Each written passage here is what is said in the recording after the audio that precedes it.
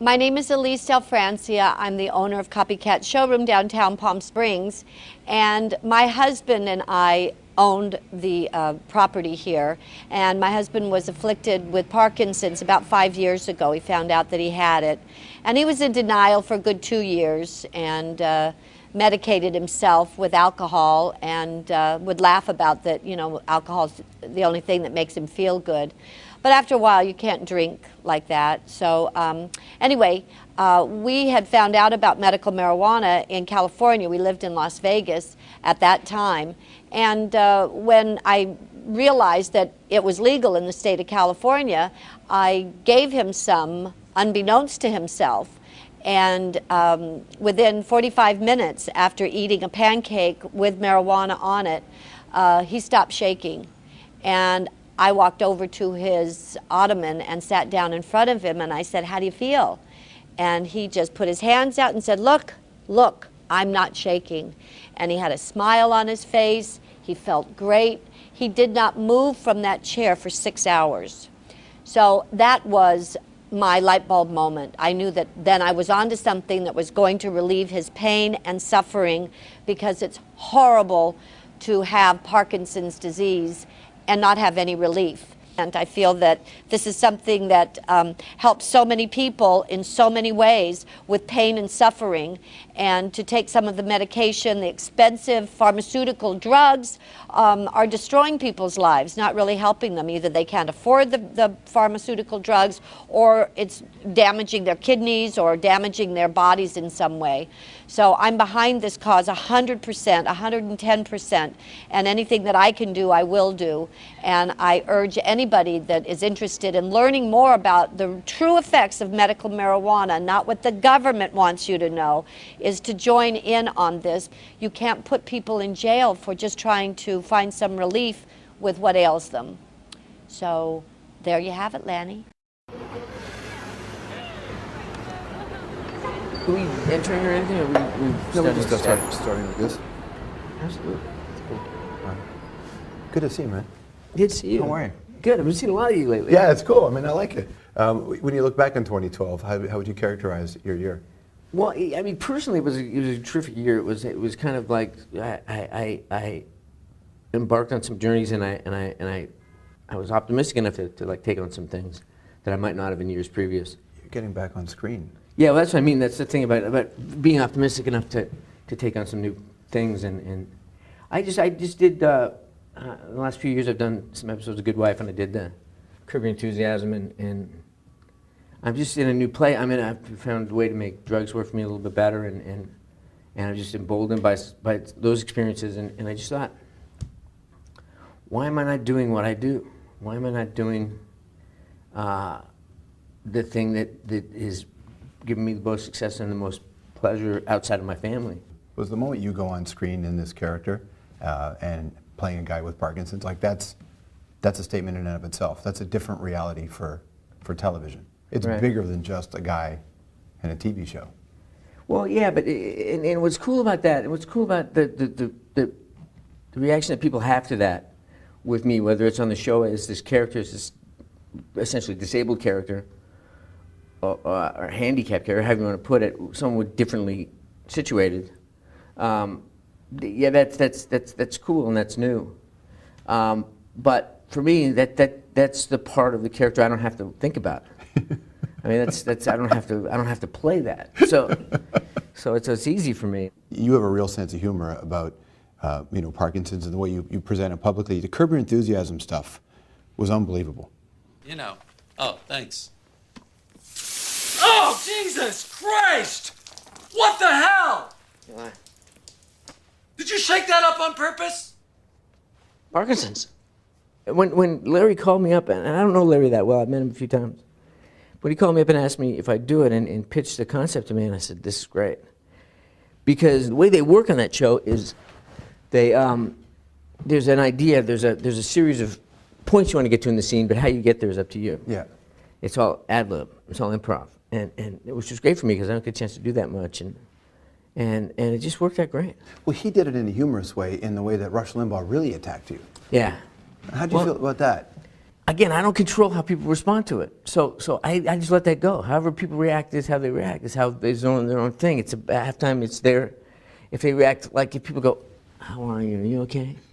That's their fear. Right. You don't have to protect me. You don't have to step in for me and say, don't you know what this guy's dealing with? Or, just everybody chill. Yeah. And with Rush, it's different, though. Don't rush. Rush. I mean, you got to remember that he's dealing with a really small base.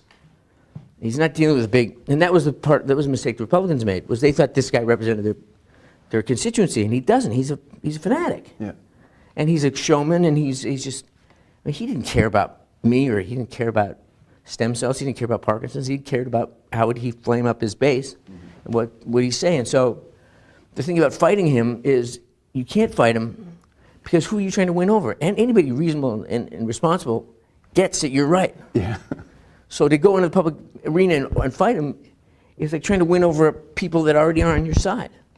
So you just kind of go, oh, well, yeah, let him make noise in his own echo chamber. I want to read you a quote. This is from you at the Senate Appropriations Subcommittee hearing. This is in D.C. in '99. You said, in my 40s, I can expect challenges most people wouldn't face until their 70s and 80s, if ever. But with your help, if we all do everything we can to eradicate this disease, when I'm in my 50s, I'll be dancing at my children's weddings. Yeah, I mean, I feel that way, in the sense that I feel that a lot of the things that we're doing with the foundation are going to pay off, and I feel like there's stuff that's happening outside of us that's also interesting stuff with we're figuring out ways to live longer and to live better. My symptoms, as moving around as I am right now, I mean, this is nothing. Yeah. I found ways to control what really gave me a hard time 3 or 4 years ago. Dyskinesias that were really bad and rocking. If you look at some interviews I did, they were really, and the political ads I did, I had a much different situation than I have now, which is one of the reasons I feel good about going back to work. I can sit in a chair and I can have a conversation. I couldn't do that 5 years ago. If you think about how much, like when you were first, not when you were first diagnosed, but when you first started to take on this concept of foundation, how much was Parkinson's in the public space? How much was it a part of fundraising? It wasn't in the public space very much at all, because it was considered a situation that affected the elderly and didn't affect younger people. So when I kind of brought it out there that it affected younger people, not that made it any more worthy, it just made it just changed it in people's minds. Right. And so that was a big thing. And when I went public with it, I had some real misgivings. I didn't know whether that was something I really wanted to do. And then once I did it, the genie was out of the bottle, and I had this feeling of kind of desperation, like, oh my God, what did I do? And it was the Post and all the papers and all the cable news networks, and they were running me in slow motion like I was a tragic figure. And if you're in slow motion, you're either dead or under indictment. and I really worried about it. But I went online and I went to some Parkinson's chat rooms and I saw the reaction of people. And it was the first time I realized I was part of a community, and I kind of went, wow, this is. There was a lady who talked about going to a store, and the guy always looked at her funny when she went into the store, and then finally, this one day she was kind of shaking and fumbling with her wallet, and he said, what's the matter with you? And she said, I have Parkinson's. And he said, oh, like Michael Fox. Yeah. And I went, oh, wow, that's really heavy. That's really like a thing. You just don't feel alone anymore. I don't feel alone anymore. And for me, I felt a real sense, I felt this sense of opportunity. People want to hear, when they say, what are you doing in the foundation? Is there anything close? And they want to hear, yeah, we found this pine nut that if you squeeze the oil out is a cure. Well, it doesn't work that way. So we're trying to find, we're very close to finding a biomarker. We've got a big research project going on, which is a way to find an indicator, a common indicator in all Parkinson's patients that will tip us off before symptoms are evident. Because by the time symptoms are evident, by the time my pinky twitched, 80% of the dopamine-producing cells in my brain were already dead. Right. So if we can find a way early on that we can find a marker, then we can identify along the way the progression of the disease, and we can treat it earlier, and we can get in there earlier. And if we can find a drug that halts progression and eliminates symptoms, that may not be in the pure sense a cure, but it's as good as a cure. Did you have to change the way you approached being optimistic over the years? Yeah, I mean, I was always just a basically optimistic person when I was a kid, but I mean, it's a richer thing now, and it's informed by the difficult times. It's not informed by kind of a sense of a wide open future in front of me, and I can't wait to get into it. Yeah. It's more of a past behind me, that's been difficult and challenging, but because I've gotten through it, has made me optimistic. How'd you get there? I just had some struggles. I mean, I was diagnosed, and around the time I was diagnosed, I mean, my son was born and my father died within a year. And so I just when I kind of got how valuable my dad was, Yeah. in relation to the fact that I was about to raise a son, I lost him, and so that threw me off. And then I was diagnosed very shortly after, and then I realized that my diagnosis, that one of the ways I was self-treating it by drinking more, and so I realized I had to not do that anymore, and that was a challenge, and all that stuff, and I mean that put pressure on my marriage, and all that stuff was just to come through that, and to come through that with a stronger marriage than ever, and a sobriety that was really lasting, and an understanding of how much I love my dad and how important he was to me in his absence, which is unfortunate, but a real strong appreciation for him and a new respect for him. And again, my marriage, it strengthened my marriage because I realized she wasn't going anywhere when I was diagnosed, and that's your first fear. Yeah, for sure. Is am I going to become a burden on my family, and and the fact that she wanted to have more children, and now I have 3 more kids after that, after my diagnosis, and they're great, and I can't imagine life without them. You know, as we go through the new year, 2013 now, what are you looking forward to? Is there a moment that you're hanging on? Well, there's a couple things. I mean, like I said, my daughters are going to start. They're going to finish high school next June, and then going to college, and that's an amazing thing. That's really. I mean, like I said, we're babies when I started out on this journey, and I'm going to start the show and do this new show, and that's going to be big. And I just every year is cool. It's an opportunity.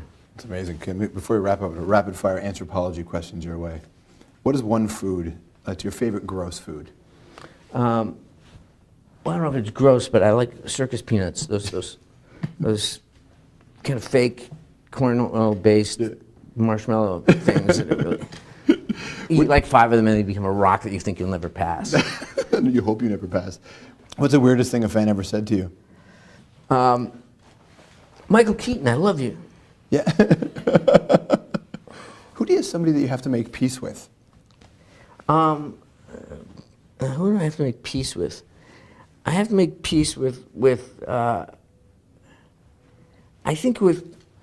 have to understand people that have fear and ignorance. I mean, just generally, I'm not a person, but just people that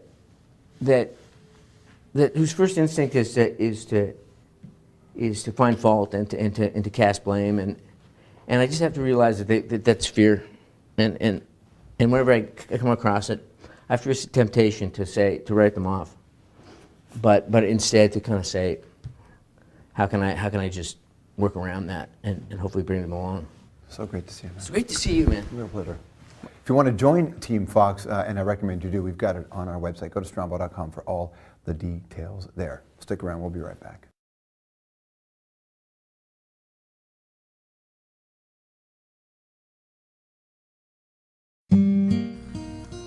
Hello, my name is Mike Paulus, and the purpose of this video is to make viewers aware of Taylor French's condition with Parkinson's disease and what can happen when this condition changes dramatically with the intake of a nutritional extract. In the first portion of this video, his caretaker Janet assists him into the car. This process can take as long as 5 minutes. He has limited use of his legs and arms, therefore making him totally dependent on Janet to get in and out of the car, go to the bathroom, go to bed, eat, and so on. Under normal circumstances, it is also very difficult for him to speak. When Taylor was living with me 18 months ago, he was able to drive, he was able to walk around, take care of himself. So you can see that the Parkinson's has certainly deteriorated his body and his system.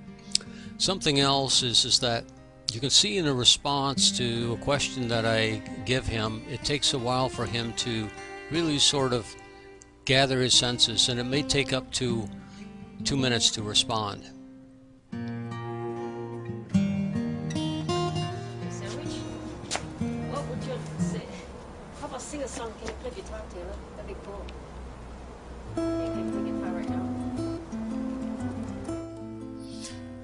Yes, seeing is believing. This is the same Taylor that we've all seen in the wheelchair every day, every week. The difference is, for the last 10 days, Taylor has been taking a therapeutic dose of a vegetable extract. And after 15 minutes since his last dose, Taylor is standing, walking, moving on his own. On this particular occasion, it is for 45 minutes. But if he is on this for an extended period of time, he will regain his abilities through the miraculous nature of its neurogenic properties. We've created this video to show how important this treatment is for a Parkinson's patient, to actually give them back a normal life.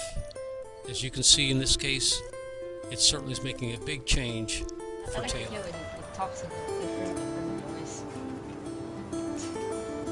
Never speak with your mouth full. Never, the saying, never speak with your mouth full. Obviously, the extract has also increased his sense of humor, and or actually restored his sense of humor. It's never lost. For most of us, raising our arms is no big deal. For Taylor, it requires a lot of help. On this day, he effortlessly brings them up, twiddling his fingers in the air. Could you imagine how much difference this could make if he has this capability for 24 hours every day, not just for once in 9 months for 45 minutes? So after Janet asked Taylor, "Hey, Taylor, do you want to go for a walk?"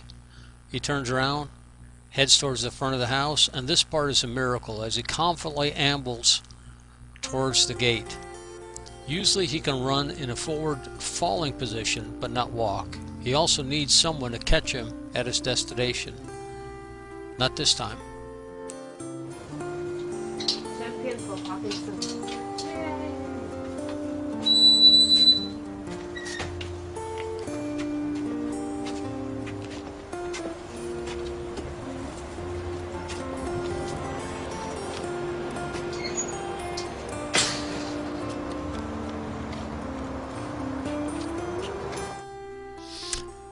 Here, after eyeballing his Buick and being determined, a bit of a ham when a camera is going, Taylor now decides he's man enough to drive the car, especially after being fed by Janet.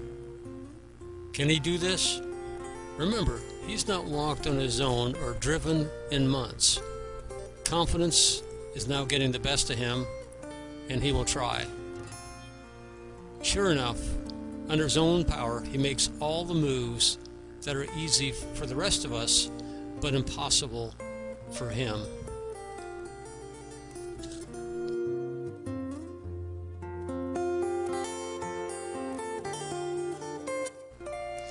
As you can see, when we say under your own power, that means a lot.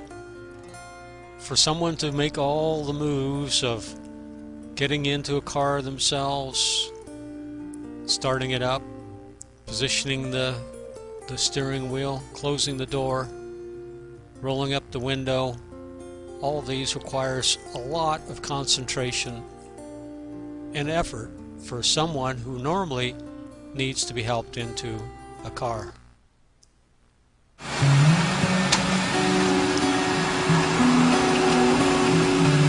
This is an incredible miracle.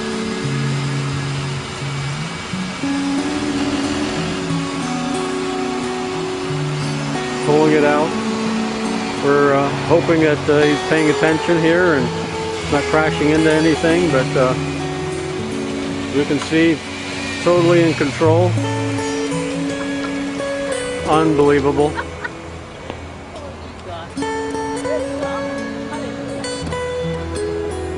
There he goes, and we suspect he'll return